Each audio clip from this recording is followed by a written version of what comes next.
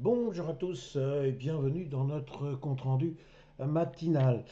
Alors nous avons des marchés actions qui font ce qu'on appelle les montagnes russes. Si je me permettais, je dirais que c'est en l'espèce des montagnes iraniennes. C'est avec un pétrole qui dit je te vois pas, je monte, je descends. Et à partir de là, eh bien, nous avons effectivement des réactions assez étonnantes sur les marchés avec une aggravation assez logique de la volatilité. Alors hier, c'était une journée plutôt faste pour les marchés européens. C'était une séance qui démarrait plutôt bien pour les marchés américains. Et puis on va voir que finalement les marchés américains ont préféré bouder un petit peu, tout simplement parce qu'effectivement, dans le détroit d'Ormuz, eh bien, les choses ne sont pas simples du tout. Et l'on sent bien que la guerre ne durera pas que quelques jours. Donc effectivement, on vit franchement au gré de ces événements perturbants. Et donc nous allons voir quelles pourraient être les conséquences, notamment pour notre brave CAC 40. CAC 40 qui, on l'avait vu hier, eh bien, menaçait très sérieusement de casser un support majeur, celui des 8000 points. J'avais déjà expliqué que nous étions dans une figure dite en double plancher, pour parler français, double bottom. Et donc ici, bah, nous voyons que on avait cassé très clairement en ce lundi eh bien, les 8000 points. Alors, il y a eu effectivement une remontée, une réaction assez forte des acheteurs, galvanisée par la parole de M. Trump, lequel expliquait que le pétrole allait retrouver des cours normaux, que la guerre était bientôt finie et qu'il avait la meilleure armée du monde, qu'il était lui-même le meilleur, etc., etc. Mais bon, sa parole a eu manifestement des réactions efficaces puisque ça a permis en ce lundi au CAC 40 de limiter clairement la casse, mais le support des 8000 points restait enfoncé. Alors hier, eh bien, du coup, les marchés ont dit, ah ben ça y est, il y avait une belle opportunité, cette fois c'est fini, on peut se reprendre. D'où une réintégration hyper opportune du support des 8000 points.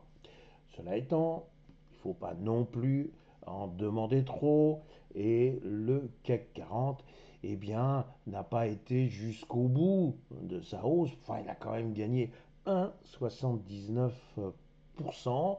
Il nous a dessiné une petite bougie avec un corps donc très faible, ce qui prouve qu'il y a manifestement une certaine égalité entre les acheteurs et les vendeurs. Alors, on voit bien que là maintenant, il faudrait passer les 8100 points, autant de chiffres bien ronds qui nous permettraient de remonter bien gentiment pour aller combler les importants gaps qui ont été laissés dans le courant baissier. Mais nous avons aussi un gap dans cette région-là.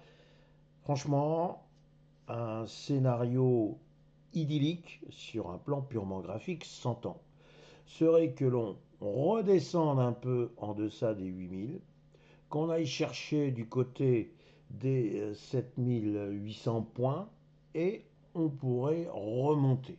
Bon, je sais ce que vous allez me dire, c'est un peu du fantasme, mais certainement, vous avez raison. Maintenant, il y a une telle volatilité que mon scénario n'est pas non plus complètement à jeter à la poubelle. Il va y avoir effectivement des acheteurs qui seront impatients de revenir pour prendre des positions, mais nous avons aussi des opérateurs qui restent très très nerveux et la moindre mauvaise nouvelle en provenance notamment du détroit d'Ormuz et ce serait effectivement des ardeurs particulièrement calmées du côté acheteur. Donc, nous avons à vivre avec une volatilité importante, Ceux qui n'aiment pas ça resteront en dehors du marché. Ceux qui adorent la volatilité parce que ce sont des joueurs, eh bien écoutez, mesdames, messieurs, régalez-vous. Pour les autres, ceux qui voudraient considérer qu'il faut rester la tête froide, tant qu'on est au-dessus des 8000 points, on peut considérer que le pire est pour le moment, je dis bien pour le moment, un peu derrière nous. Mais encore une fois, s'il y avait une nouvelle cassure des 8000 points, eh bien, il faudrait ou s'échapper des marchés ou considérer que cette fois, les vendeurs ont matière à justement prendre la main. Voilà ce que je voulais vous dire pour le CAC 40. Si maintenant je regarde du côté du S&P 500, je constate que lui aussi est très agité.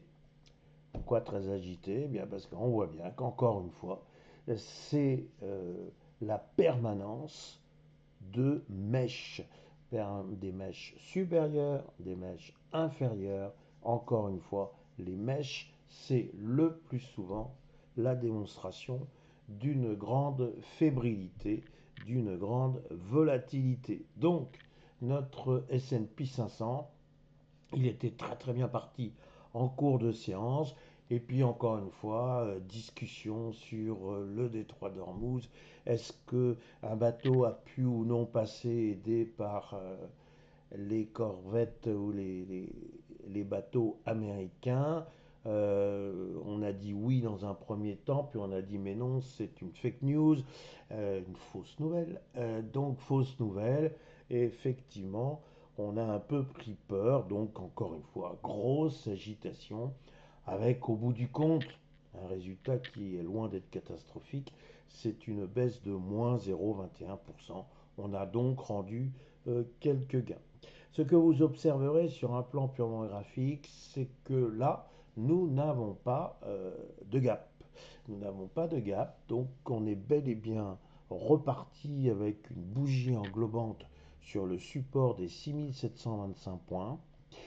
Que là, encore une fois, cette petite bougie rouge qui caractérise la séance d'hier, eh bien, ma foi, elle est parfaitement attachée à la précédente.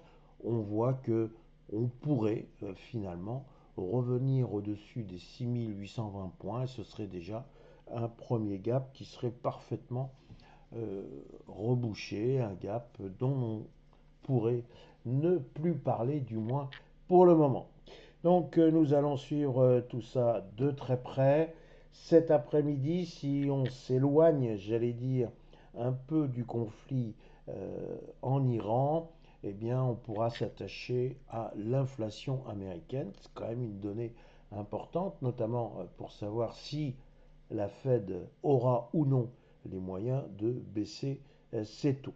Alors en clair, un pétrole qui redevient sage, c'est la perspective d'une inflation qui s'éloigne, donc une possibilité d'avoir une baisse des taux de la part de la Fed. En revanche, un pétrole qui, encore une fois, continuerait de flamber, sans mauvais jeu de mots, eh bien, c'est une source d'inflation. Qui dit source d'inflation dit volonté de la part des banques centrales de remonter ces taux pour lutter contre l'inflation. On ne laisse pas l'inflation s'installer. Ça, au moins, c'est une grande constante de la part des banques centrales. Donc, nous en sommes là, au-dessus des 6725 points. Eh bien, ma foi, on peut faire un tout petit ouf de soulagement. Ce ouf de soulagement pourrait s'exprimer de manière un peu plus bruyante si nous passons les 6800 points. Voilà ce que je voulais vous dire pour aujourd'hui. Il me reste à vous souhaiter un excellent mercredi, une excellente séance et vous dire à demain matin. Merci.